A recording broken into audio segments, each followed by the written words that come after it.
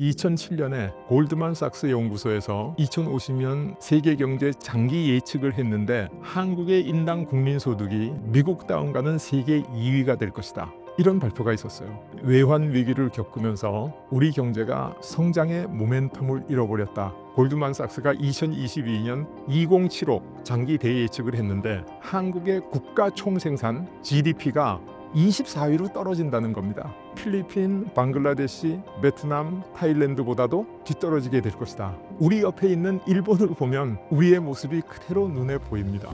근데 일본의 잃어버린 30년보다도 우리가 또 심각한 상황을 맞이하고 있다는 거죠. 한 명이 일해서 한 명을 부양하는 시대가 온다는 겁니다. 사회 안전망이 다 무너지는 거죠. 서울대학교 명예교수 김태유입니다. 저는 원래는 공과대학을 다녔고 미국에 유학 가서는 경제학으로 박사학위를 했습니다. 그리고 서울대학교 공과대학 산업공학과에 봉직하면서 지정학과 역사학을 공부해서 저는 문명사학자를 자임하고 있습니다. 제 주 연구 분야는 4차 산업혁명과 국가발전 원리입니다. 현재 한국 경제 어떤 상황에 처해 있나요? 참 중요한 질문인데 한국 경제의 현재 위치를 얘기하려 그러면 안타까운 점이 너무 많습니다. 사실 한때 한강의 기적, 그래서 한국 경제가 엄청난 속도로 발전하지 않았습니까? 그래서 저희가 IMF 외환 위기는 겪었지만은 빨리 극복하고, 그리고 2007년에 골드만삭스 연구소에서 2050년 세계 경제 장기 예측을 했는데 거기서 한국의 인당 국민소득이 미국 다음가는 세계 2위가 될 것이다. 이런 발표가 있었어요. 그래서 그 발표를 보고 저도 가슴이 부풀었죠. 우리나라가 명실공히 선진국이 되는구나, 그렇게 생각했는데 그 후로 여러 가지 어려움을 겪었습니다. 근데 사실 그 외환 위기를 겪으면서 우리 경제가 좀 성장의 모멘텀을 잃어버렸다, 이렇게 얘기해도 과언이 아니죠. 근데 왜 IMF 외환 위기를 겪게 됐는가를 생각해 보면 사실 그 93년도에 구포에서 열차 전복 사고가 있었고, 또 목포에서 아시아나 항공기가 추락했습니다. 또 95년도에는 성수대교가 무너지고 삼풍 아파트가 또 무너지고, 그래서 당시 문민정부가 사고공화국이다, 이런 오명에 빠졌죠. 그래서 이 오명을 벗어나려고 OECD 선진국 클럽이라고 소위 얘기하는 OECD 가입을 서둘렀습니다. 근데 OECD에 가입하려면 우리나라가 국제적으로 선진국 규정을 맞춰야 되거든요. 그러니까 그 중에 가장 중요한 부분이 외환 자유화라고 할 수 있죠. 근데 이제 저는 선진국과 후진국이라는 표현보다는 선발국과 후발국이라는 표현을 좋아합니다. 왜냐하면 선진국, 후진국 그러면 낙인을 찍는 것 같고, 선발국, 후발국 그러면 먼저 시작해서 성공한 나라와 늦게 시작했지만은 앞으로 성공할 나라, 그런 의미가 있기 때문에. 근데 소위 이제 선발 산업국이 성공하고 나면 경제가 발전하니까 자본이 많이 축적됩니다. 근데 후발 산업국은 아직 발전을 못했으니까 자본 축적이 안 된 거죠. 근데 자본 축적이 많이 된 나라에는 자본량이 많기 때문에 상대적으로 이자율이 낮을 수밖에 없죠. 근데 자본 축적이 안 된 나라에는 이자율이 높을 수밖에 없죠. 자본이 희소하니까. 그래서 OECD에 우리가 국가 수준은 선진국 수준에 도달하지 않았는데 조기 가입을 하니까 이자율이 낮은 선진국에 축적된 엄청난 많은 자본들이 우리나라로 쏟아져 들어오기 시작했죠. 왜? 이자율이 높으니까. 그런데 우리나라에 있는 기업들은 싼 이자로 외채를 쓰지 않으면 다른 기업과의 경쟁에서 이길 수가 없지 않습니까? 자본 비용이 싸지니까. 그래서 너도 나도 이제 장기 외채, 단기 외채 막 들여오기 시작했죠. 그러다가 태국, 말레이시아 이쪽 동남아시아에서 외환 위기가 터지니까 외채를 빌려줬던 선진국의 자본들이 한국도 위험하지 않나? 그래서 철수하기 시작했죠. 사실 그 우리 잘못은 하나도 없는데 하나도 없다고까지 얘기하기는 어렵지만은 근본적인 문제는 우리의 잘못으로 생긴 것도 아닌데 우리가 단기 외채가 다시 리뉴되지 않으니까, 재공급되지 않으니까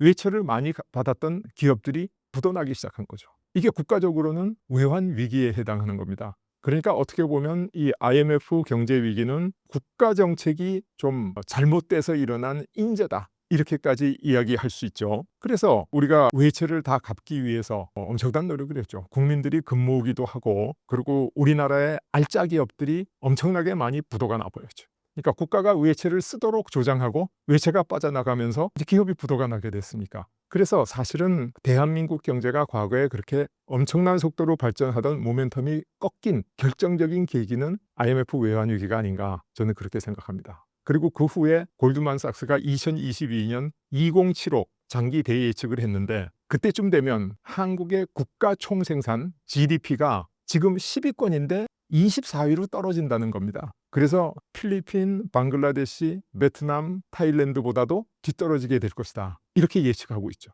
그러니까 정말로 그 가슴 아픈 일이 아닌가 그렇게 생각합니다. 근데 과거에 우리나라가 그렇게 발전했던 이유가 뭔가? 그거는 이제 우리나라 사람들이 교육열이 굉장히 높고 그래서 뭐 우리 학력이 굉장히 높지 않습니까? 거기다가 또 우리가 선진국의 기술을 빨리빨리 습득했고 또 국가가 발전함에 따라서 기민하게 국가 정책이 대응을 했고 이 세 가지가 유기적으로 결합이 돼서 상승작용을 하면서 경제가 발전했는데 지금 경제가 어느 수준 이상으로 발전해서 선진국 문턱에 들어가니까 우리가 과거에 장점으로 생각했던 그 암기식 교육이 국가 발전에 도움이 되기보다는 지금 방해가 되기 시작됐다는 거예요.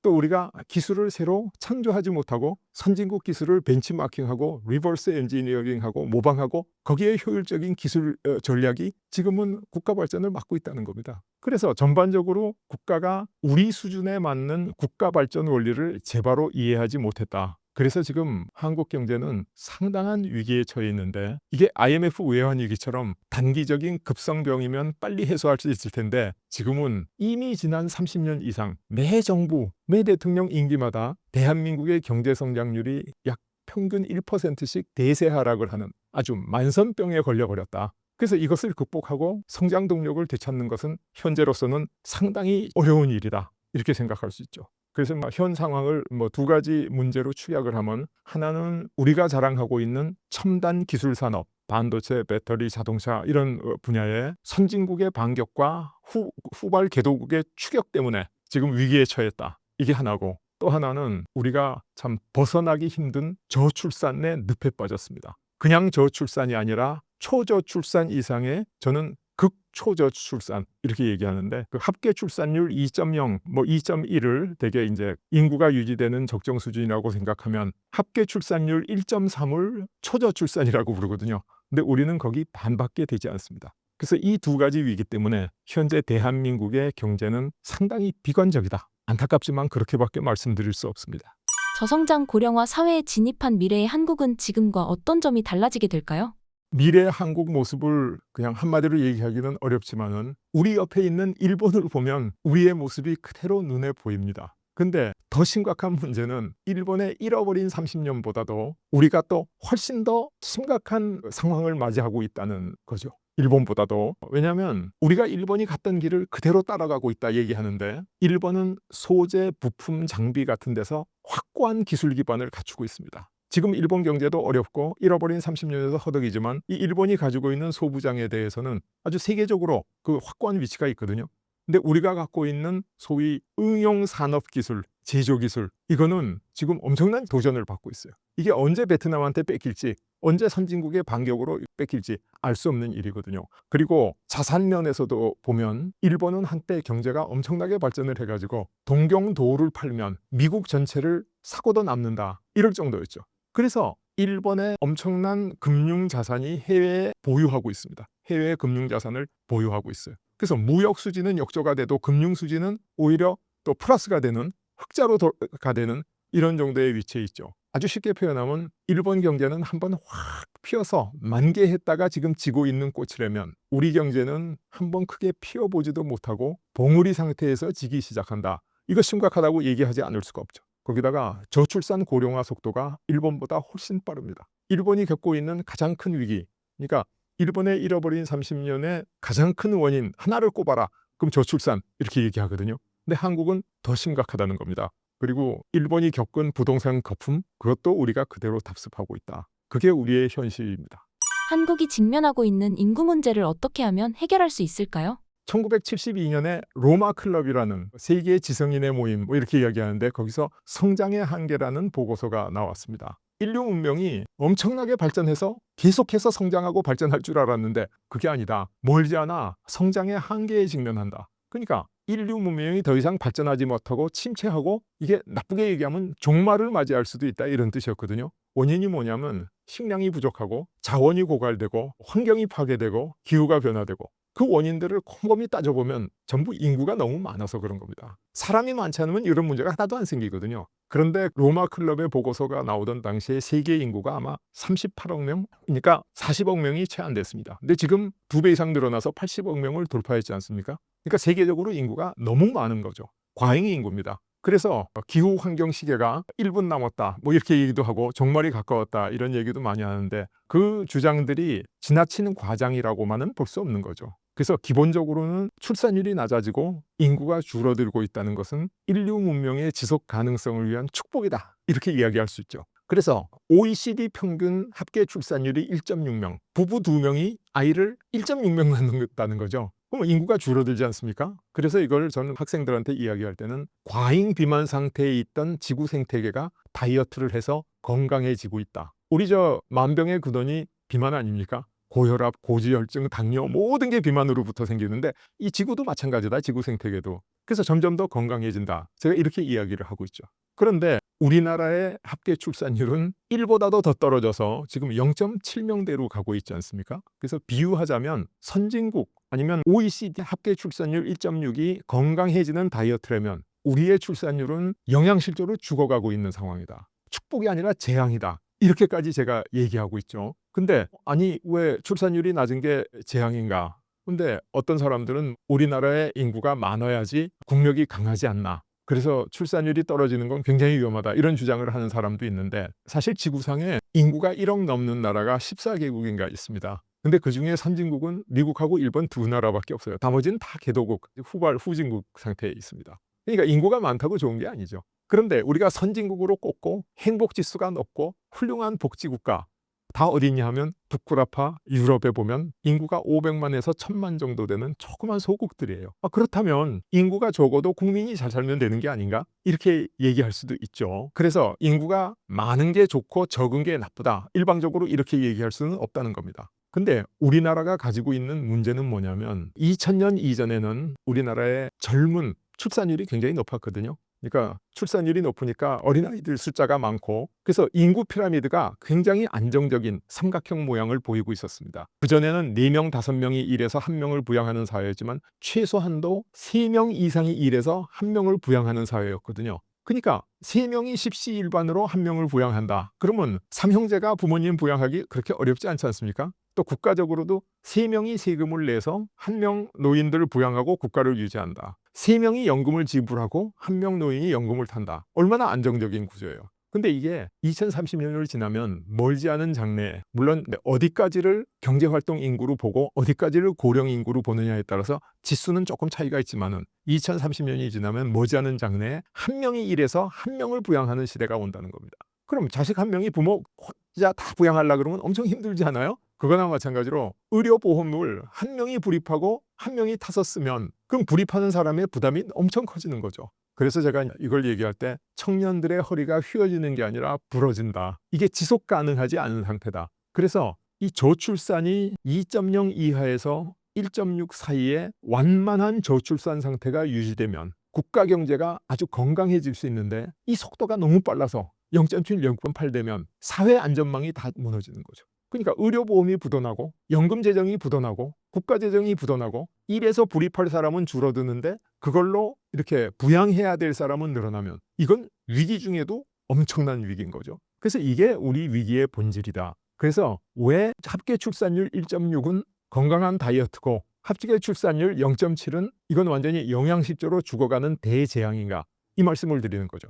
그래서 지금까지 많은 사람들이 출산율을 높여야 된다, 출산율을 높여야 된다 이렇게 얘기하는데 출산율 높이는데 실제로 성공한 나라가 없습니다. 단편적인 성공은 있었어요. 한때 프랑스에서 출산율이 올라갔다, 출산율 제고 정책이 성공했다 하는데 자세히 조사해 보니까 프랑스 여성들은 아이를 더 낳지 않고 알제리계 이민 여성들이 아이를 많이 낳았다는 겁니다. 그리고 연구 보고서에 보면 단편적으로 보육을 좀 더 많이 해줬든지 출산 휴가를 많이 줬더니 이런 여러 가지가 효과가 있었다. 이런 연구 결과들도 있는데 이거는 굉장히 단편적인 연구. 종합적으로 보면 어떤 출산율을 높이기 위한 국가적인 사회적인 노력도 실제로 출산율에 큰 영향을 주지 못했다라는 게 사실은 종합 결론입니다. 그러면 지금 우리가 뭘 해야 되냐? 출산율을 높이려는 허무한 노력. 지금까지 우리가 380조 원을 투입해가지고 출산율이 1.3에서 0.7로 떨어졌다 이렇게 이야기를 하지 않습니까? 근데 지금 우리가 해야 될 건 출산율을 높이는 정책이 아니라 부양비를 개선하는 정책이다. 어떤 분들은 이 얘기 처음 하면 그게 무슨 얘기지? 이렇게 오해하시는데, 자, 제가 말씀드린 부양 비율, 부양비의 본질은 3명이 일해서 1명을 부양하던 사회가 1명이 일해서 1명을 부양하는 사회로 가는 것을 문제의 본질로 보는 거죠. 그게 위기의 본질이니까. 그럼 어떻게 해야 되냐? 일하는 1명이 3배 일하면 문제가 해결되죠. 근데 8시간 일하던 사람한테 너 24시간 일해. 이건 불가능한 겁니다. 현실적으로 안 됩니다. 그러나 방법이 없냐? 그러면 있습니다. 그게 뭐냐면 생산성을 향상시키는 거죠. 근데 생산성 향상 그러면 꽉 와닿지 않는데, 아주 쉽게 표현을 하면, 예를 들면 일하는 사람 1명이 인공지능 로봇 2대를 데리고 일을 하면 3인분을 할지 않습니까? 요즘 강남에 닭튀김 치킨집에 가면 인공팔이 닭을 튀기는 거 많이 보셨죠? 그러니까 3명이 닭이 튀기던 것을 1명이 인공팔 2개 데리고 튀기면 똑같이 튀길 수 있다는 거죠. 그래서 이 아주 극심한 저출산의 근본적인 대책은 뭐냐 하면 바로 4차 산업혁명입니다. 4차 산업혁명. 이건 뭐 근본적인 대책이죠. 그리고 그렇게 하면 완전히 해결될 수 있습니다. 그런데 여기에 맹점이 있습니다. 그게 뭐냐면 우리나라의 저출산 속도가 너무 빨라서 4차 산업혁명을 도입해가지고 인공지능 로봇 2대 데리고 일하기도 전에 이 부양비가 완전히 깨져가지고 사회 안전망이 무너지고 이 사회가 붕괴될 수 있다는 거예요. 그러니까 출산율 낮아져도 속도만 느리면 쉽게 극복할 수 있는데 우리는 출산율이 너무 빠르다는 거죠. 그러면 우리가 4차 산업혁명에 완전히 가서 사람 1명이 인공지능 2대를 데리고 일해서 안정적인 사회로 갈 때까지 그 사이에 사회가 붕괴되고 말 죽음의 계곡이 있다. 저는 이렇게 표현을 하죠. 죽음의 계곡. 이 죽음의 계곡을 벗어나는 방법을 알아야 출산 문제 해결을 얘기하지, 그것도 모르면서 자꾸 얘기하는 건 의미가 없지 않습니까? 그래서 이제 제가 과거에 은퇴가 없는 나라라는 책도 썼고, 또 지금도 머지않아 탈거하려고 그러는 청년이 없는 나라라는 책도 이 문제를 어떻게 해결하느냐라는 대책을 내놓은 건데, 아주 제가 그걸 간략하게 표현드리면, 자, 문제의 본질이 1명이 일해서 1명을 부양하는 게 문제다. 그러면 1명이 일해서 1명을 부양하는 것은 자세히 보면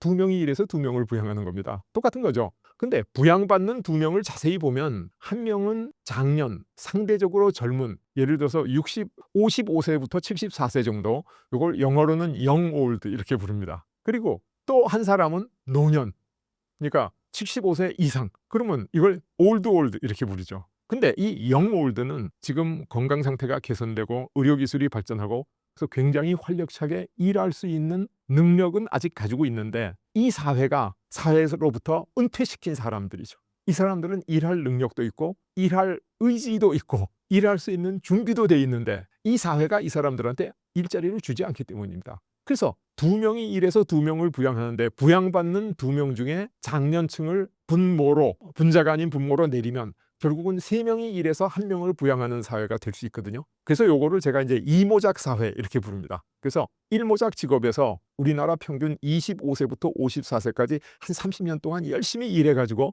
은퇴하신 분, 이 사회 은퇴 연령이 정해져 있으니까 그 은퇴하신 분이 또다시 55세부터 74세까지 한 20년 더 일하시게 할 수 있으면 우리가 4차 산업혁명의 성공으로 이 저출산 문제를 근본적으로 해결하는 때까지 그 사이에 있는 죽음의 계곡을 우리가 아주 슬기롭게 넘어갈 수 있다라는 게 이 저출산 문제에 제가 제안하고 있는 근본적인 해법이다. 이렇게 말씀드릴 수 있죠.